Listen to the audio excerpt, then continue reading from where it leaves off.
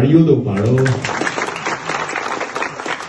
ઉગતો સૂરજ, આથમતો સૂરજ ખૂબ તેજ હોય છે અને મેં કીધું એ પ્રમાણે 1984 થી 1985 સુધી એપ્રેન્ટિસ કર્યું અને 85 થી 92 સુધી વર્ક ચાર્જ હેલ્પર તરીકે એમને કામગીરી કરી અને 92 થી હંગામી હેલ્પર તરીકે અહીંયા જે મને સ્ક્રિપ્ટેડ મળેલું છે પ્રમાણે ઘણા બધા અનુભવો અહીંયા શેર કરવાના છે.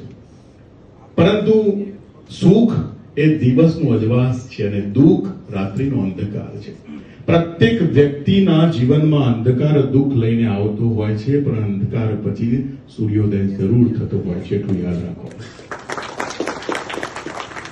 સારા નરસા ઘણા બધા અનુભવો એમણે કર્યા, પરંતુ એમની યશ કલગીના પાછળ જ્યારે ગરમ રોટલી અને ગરમ શાક મળતું હોય ને તો મિસિસ પરમાર જાય છે. ખૂબ થાકીને ઘરે આવ્યા હોય, જોબનું બર્ડન હોય, ટેન્શન હોય, એમ છતાં પણ ઘરે આવતાની સાથે જ એક ગ્લાસમાં ઠંડુ પાણી લઈને મિસિસ ઉભા હોય ને ત્યારે દિવસ દરમિયાન કોઈ પણ પ્રકારનો થાક ઉતરી જાય છે. સર, સાચું કે ખોટું? એટલે સફળતા બે પક્ષે જ હોય છે.